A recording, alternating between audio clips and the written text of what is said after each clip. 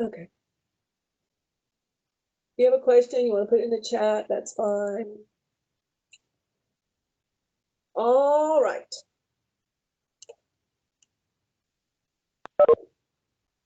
So now we can actually multiply these radicals together. So when we multiply them, it's very similar to what happened when we multiplied with the x's. We can multiply the like things together, okay? And we can, I guess, kind of pretend to multiply the other parts, okay? So when we multiply, this is just like FOIL, okay? Two binomials, and I'm going to write out the pieces. So our product of our first terms is the square root of 3 times the square root of 3. And then the product of our outside terms is -7 times the square root of 3. I just put the number in front. When I have a number multiplied by a radical, I can't multiply underneath there, but I put the number in front of the radical. It just makes it a whole lot easier to read, okay? And then the product of my inside terms is +7. Oops, that's not a 7. Sorry. +7 times the square root of 3. And then the product of my last terms is 7 times -7, and so I have -49, right? So I can clean this up further. The square root of 3 and the square root of 3, this is the square root of 9. And then -7 square root of 3 plus 7 square root of 3, that's a positive and a negative of the same thing, so they go away. And so those go away, and I'm simply left with -49. Well, I know what the square root of 9 is. The square root of 9 is 3. And so I have 3 minus the square root of 49, and that's going to give me a final answer of -46. And that is my final answer. Anytime you have the square root of a number, let's say I have the square root of 2 times the square root of 2, it is always going to end up to just be that positive number underneath. A little bit of a shortcut if you want to take it. I'll continue to work it out and get to that square root of 4 and then turn that into the 2 or whatever we happen to have, okay? So, but just know that that is an option if you happen to get to that point. So, all right. All right. So this next one, we're squaring this binomial, and this is an easy one to make careless mistakes on. So I am going to suggest to you that you rewrite this as 8 plus the square root of 10 times 8 plus the square root of 10. Multiplying two things by itself, squaring things is mean multiply it by itself, okay? And so now we're going to FOIL this. So we start with 8 times 8 is 64, okay? And then the next part, we have 8 times the square root of 10. And then I have plus 8 times the square root of 10. Notice those are not opposite signs. That's really important. And then I have plus the square root of 10 times the square root of 10. I could have written this as 8 times 8. I just chose to go ahead and multiply it and get 64. All right. So now cleaning this up, I have 64. And I have an 8 square root of 10 and another 8 square root of 10. So this is going to be 16 times the square root of 10. And then 2 square roots of 10 multiplied together give me square root of 100, which is the same thing as 10. Okay. And so I have 64 plus 16 square root of 10. And I can combine 64 and 10 together and get 74 plus 16 times the square root of 10. And I have to leave my answer like this because I can't do anything with that 16 square root of 10. I can't collect that together with the 74. I can't simplify that square root of 10. There's nothing else I can do. So this is my final answer. All right. Sometimes there's just nothing more I can do. I just have to leave that radical in there.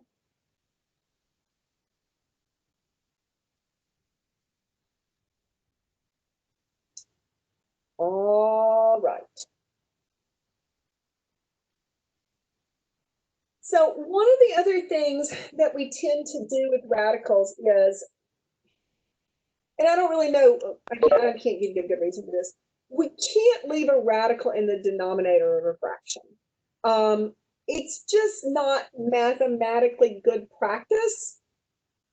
There are some reasons for it later on. If you take trig, for example, a lot of times you end up with square roots and fractions, and it's just it's easier to compare things across the board if we're just all pretty consistent with how we take care of that. And so we typically do not leave radicals, if at all possible, in the denominators, so square roots in the denominators.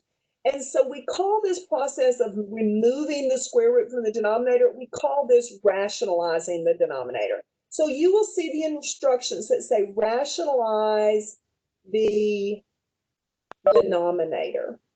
And basically what that means is that I'm getting rid of the radical in the denominator. So I'm getting rid of the radical in the denominator. Okay. So the denominator is the one that's down below everything else. All right. Okay. So in this case, we want to get rid of that radical. So we get rid of that radical by one process. It's super nice, super friendly. It goes back to the idea that the square root of 3 times the square root of 3 was 3, okay? So you are always going to multiply the numerator and denominator by the same thing. That's how we do fractions. And you're going to find whatever's in the denominator, and that's what you're going to multiply both the top and the bottom by. Whatever that square root is, that's what we're going to multiply by, okay? So if this was a square root of x, we would multiply top and bottom by the square root of x. It's a square root of 11. So we multiply top and bottom by the square root of 11, okay? I did this on purpose. I put the same number in the top and the bottom. One's under a square root, one's not. You can't simplify these. The square root of 11 is not 11. It's a different number. Okay. So now we're going to multiply this across. So we have 11 times the square root of 11 is in the numerator. And in the denominator, we have the square root of 121. Well, the square root of 121 is 11. So in the numerator, I have 11 times the square root of 11. Now, these two 11s are the same. And I did this on purpose. I know it's kind of weird. I did it on purpose so that you would see that as long as that number, and it can be whatever number it is, as long as this number is out in front, I can cancel it. But if it's underneath that radical, I absolutely cannot cancel it. Okay? All right? Okay. So let's see if I can get a little bit of participation here. Can anybody tell me what you think I want to multiply the top and the bottom by in this fraction? And you can just type it out in a chat. You don't have to use symbols. You can just type it out. What do I want to multiply by? Yeah, a couple of people just giving me a number. Do I want a symbol with that number?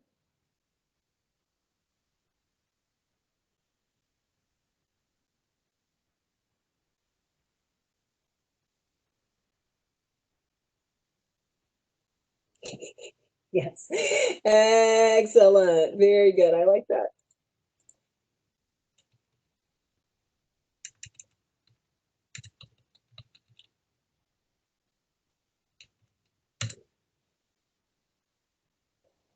All right. I know. I'm making y'all like write mathematically. That's like something. So, all right. So if I did this, if I said the square root of what? Now, tell me what I'm going to put underneath that radical. Maybe I'll get a few more responses. I got a couple of y'all to respond. Let me see if I can get a few more responses. What goes underneath this radical? You don't have to tell me a symbol. You just have to tell me a number.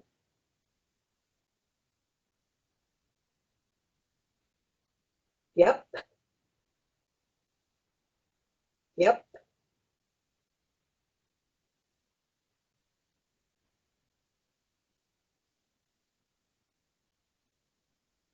You can say, I don't know. But I'm pointing to it.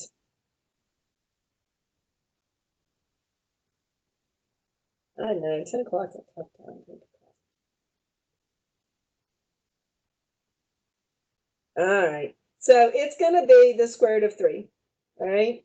And so this is going to give me, in the numerator, I'm going to get the square root of 30. Why can I multiply these together? Because they're both square roots. In the denominator, I get the square root of 9.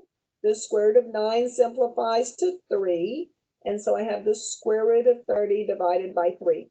I cannot simplify that 30 with the 3. Okay, I cannot simplify this any further.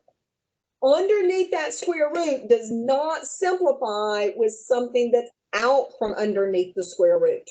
Okay, you can only simplify the square roots. Questions? Okay. We're about to hit the final section of this class. And it's probably one of my favorite sections because we use this so much in college algebra that I just think it's so incredibly important that you know this, okay? And it is the quadratic formula, okay? We solved in, trying to remember, chapter 5.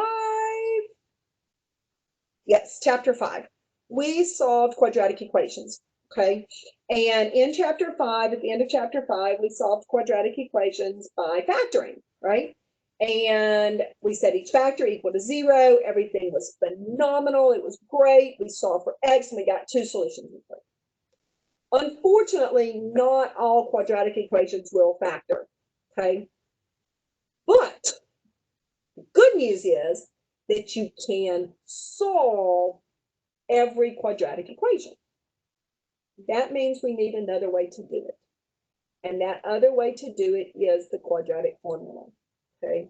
So the quadratic formula is this amazing little formula that somebody discovered a long time ago, way before my time and your time and everybody else's time. And it will solve absolutely every single quadratic equation that you have. If you have never learned, some of you had fabulous high school math teachers and they played for you or they sang for you the quadratic formula song. So if you want to never ever forget the quadratic formula, do a Google search for quadratic formula song, and it's to the tune of Pop Goes the Weasel. And it is one of those that if you hear it, you will never, ever, ever forget it, okay? So if you haven't learned the quadratic formula at some point in time, then I highly recommend Google searching for the quadratic formula song. If we have a chance, maybe I'll play it for you later, okay? And it will help you remember it because you do need to know this quadratic formula, okay? Now, the only catch to the quadratic formula is you have to put your quadratic equation set equal to 0, okay? Just like we did to solve these by factoring, okay? So it needs to be in order. So your x squared comes first, then your x, and then your constant, and it has to be set equal to 0. A is always the number attached to x squared, B is always the number attached to x, and C is the number without a variable when the equation is set equal to 0. And then literally we're going to plug this in. It's the opposite of B, so negative B, plus or minus the square root of b squared minus 4ac all goes underneath the radical, and then the whole stinking thing is divided by 2a, okay? All right, so x is equal to negative b plus or minus the square root of b squared minus 4ac, all divided by 2a. And we're going to use this now, and it's amazing. Every single time you work a problem, write the formula down. You know what? Those that you didn't like to factor will solve using the quadratic formula. I had a student a couple of semesters ago, relatively recently, who was like, I hate to factor. I just can't figure out how to factor to solve these equations. And I'm like, well, you could use the quadratic formula on everything. And he looked at me and he went, really? And I said, sure, done. He made 100 on that test. He loved the quadratic formula. Not everybody's quite as gung-ho about the quadratic formula as he was, but he loved the quadratic formula. So it will solve them all. So let's learn how to use it. Okay, so we're going to start off by writing the quadratic formula. X is equal to negative b plus or minus the square root of b squared minus 4ac all over 2a. We're going to write it every single time. If you don't listen to the song, you're going to hear my voice in the middle of the night telling you to use the quadratic formula. Okay, so then we're going to come over here. We're going to notice our quadratic equation is set equal to 0, and we're going to identify A is 2, B is negative 13, and C is negative 1. Okay, make sure you take the signs with it. And now we're going to plug it in. X is equal the opposite of b. So I'm going to put in there negative b, because it's the opposite of b, and b is a negative 13. Plus or minus. This is going to give us two solutions, and I'm going to show you how to split it apart in a minute, okay? B squared. So I have negative 13 has to get squared. That negative has to get squared. Minus 4 times a times c. Don't forget your negatives in there. All of this is over 2 times 2. Okay? I'm going to pause a second, make sure everybody's with me before I go about simplifying, canceling things out, and all kinds of crazy stuff.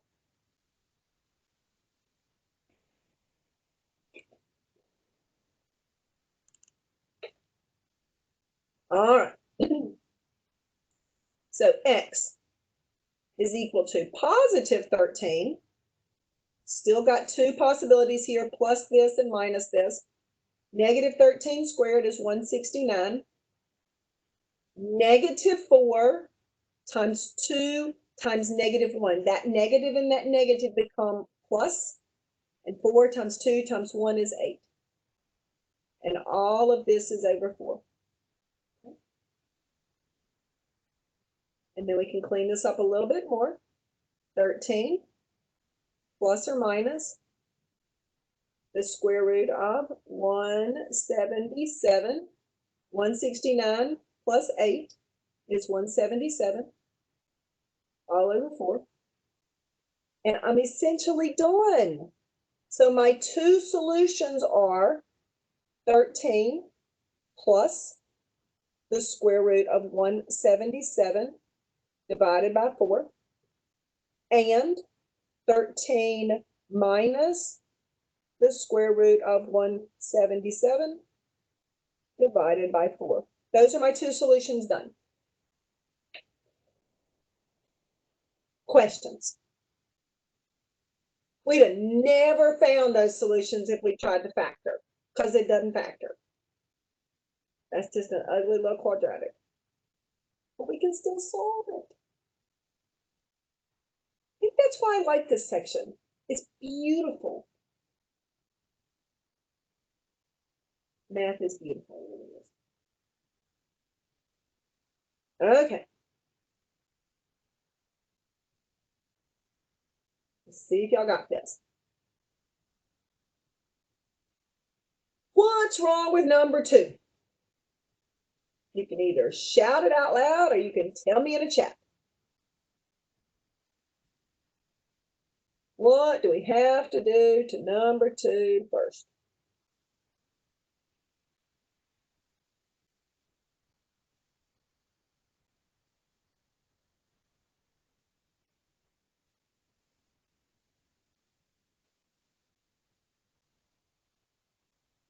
Nobody knows what we need to do to number 2?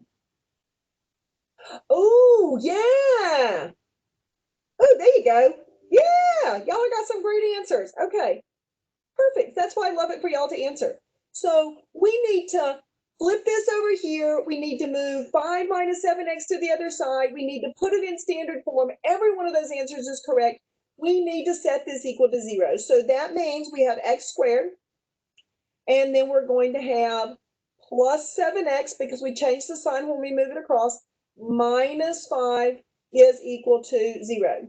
Okay, notice I moved them over here, right? So I changed their signs and I put them in order. It just makes everything easier if you put them in order. Okay, excellent. All right, So now let's identify the pieces. So A has a value of 1 because it's a 1x squared. B has a value of 7 because I moved it over here.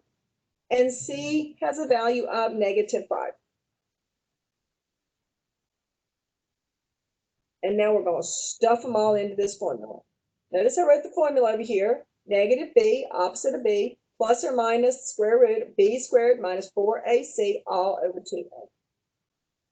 X equals opposite of b. That'd be a -7. Plus or minus square root of 7 squared minus 4 times 1 times -5 all over 2 times 1.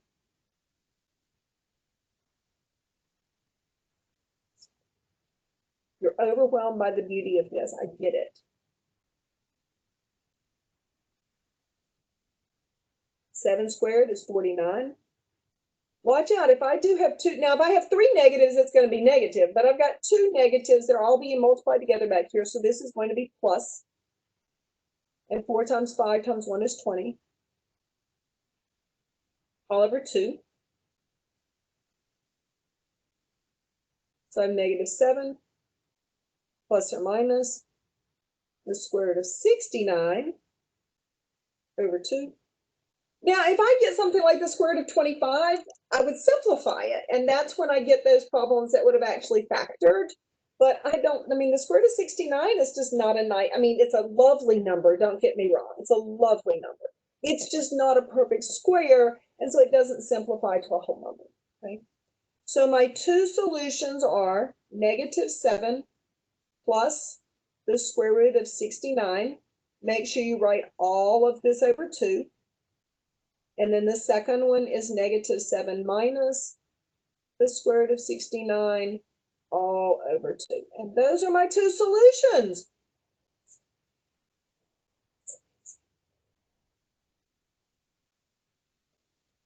Questions?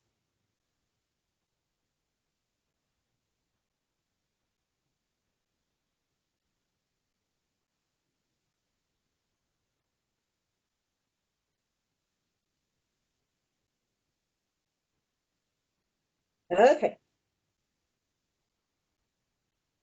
Again, what's the first thing I need to do? Other than write down the formula.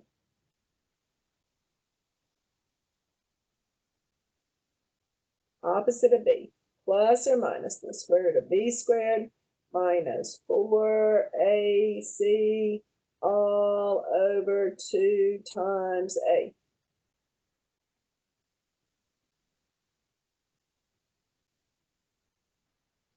Let me ask you this.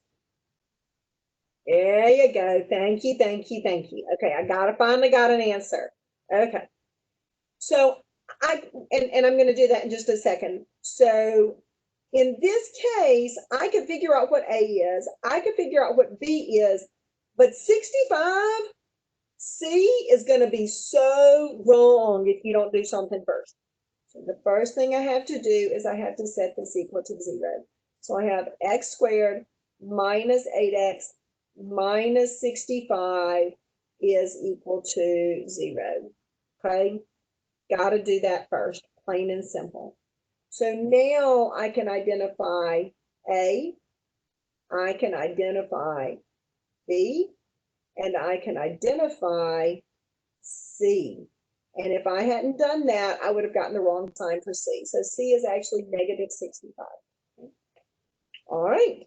So now we're going to have x is equal to the opposite of -8 plus or minus the square root of -8 squared minus 4 times A times C. We've got some big numbers in here. It's okay. All divided by 2 times 1. All right. We may have to do a little bit more work on this one. 8, because the opposite of -8 is +8. Plus or minus the square root of, this is 64, plus, that is a relatively large number that I'm not going to do without my calculator. 260. All divided by 2.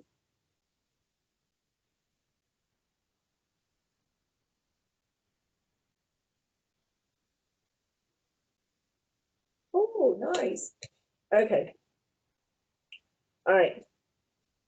So x equals 8 plus or minus. This is the square root of 324. And I look at that and I think, it's a big number. So my suggestion to you is you need to try to simplify it. Be careful with that 8 and that 2. Don't try to do that just yet.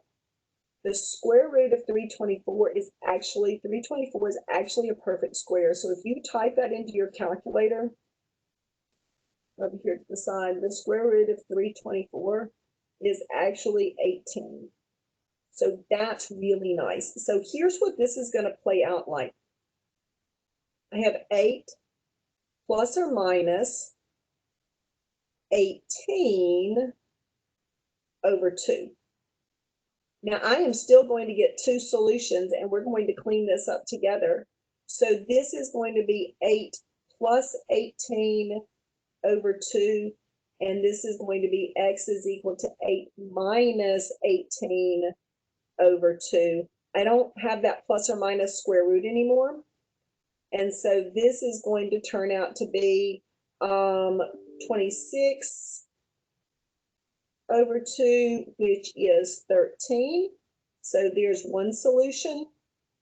And this is going to be negative 10 over 2, which is negative 5. And so my 2 solutions are 13 and negative 5. Now, this actually tells me something. And this is what I think is so absolutely beautifully amazing about this. I could have factored this. If when you solve it using the quadratic formula, you get integer or even rational numbers for your answers, you could have factored this. So I'm going to show you real quick an alternate. So alternative method is that x squared minus 8x. You still had to set it equal to 0. This would have actually factored into x minus 13 and x plus 5. Setting each factor equal to 0, it would have given me my 2 solutions of negative 5 and positive 13. Now, do you have to do it that way? Absolutely not. Can you solve them all using the quadratic formula? Absolutely yes. Okay. But just want you to know that, if you get disturbed by the really large number there, if you try to factor it and it factors, then solve it. If it doesn't, you use quadratic formula. Either one of those will work. Okay. So just know that sometimes it might have factored. So. Questions, questions, questions.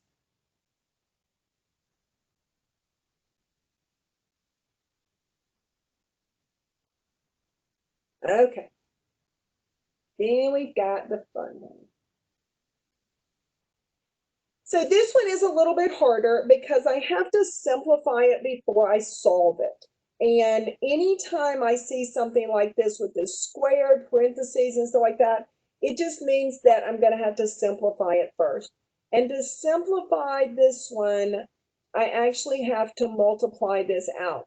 And so 4x plus 3 squared is 4x plus 3 times 4x plus 3. Okay. I'm not going to do anything over here to the right-hand side because I can't simplify it. But I can FOIL this, and that's going to give me 16x squared.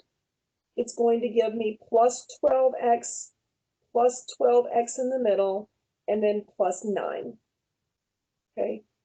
And now I can see that I have this quadratic equation.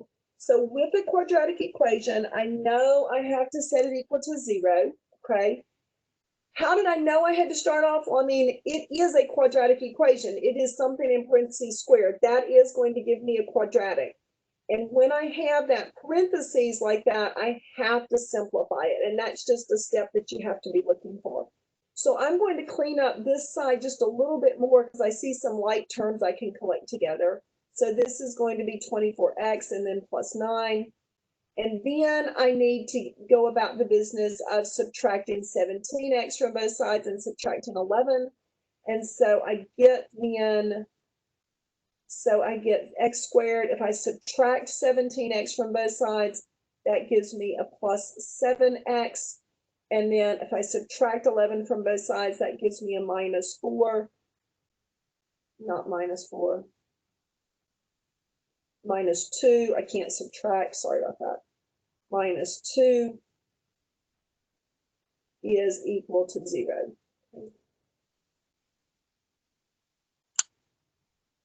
Questions? So we're simplifying through all of these pieces, and then we're getting ready to solve by setting it equal to 0. All right. Now, once we do that, we can identify A, B, and C. And we can use the quadratic formula.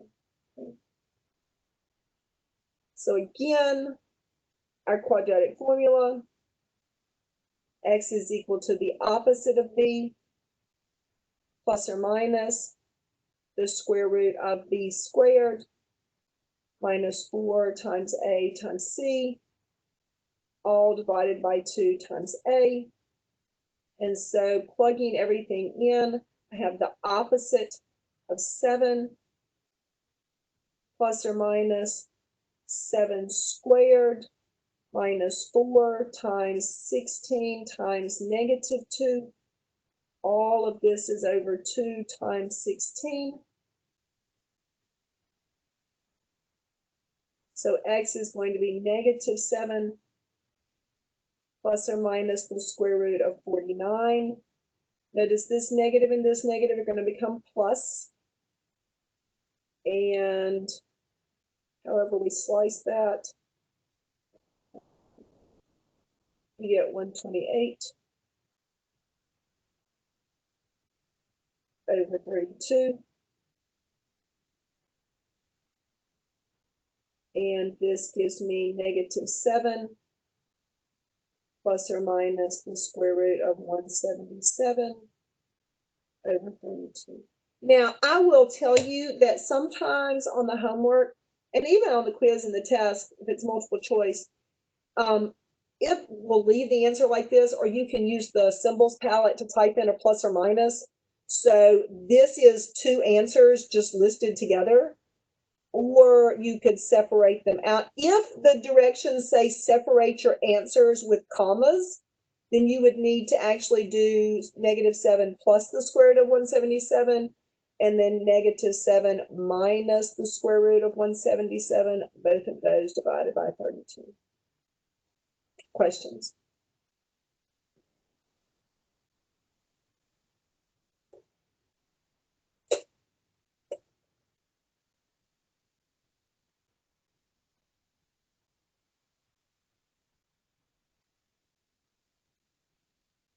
You are done with intermediate algebra except for thinking tests and quizzes and homeworks. Okay. So I did look, and a bunch of you have not started homework number 7. So go knock out homework number 7. I'm tempted to make it all due tonight, so that you have the mastery quiz to do tomorrow. Go ahead and take care of homework and quiz number 7 today. And then that way, the only thing you have to do tomorrow is your mastery quiz for your test. Okay. If you've got questions, stick around, let me know. Otherwise, go do your homework. Okay.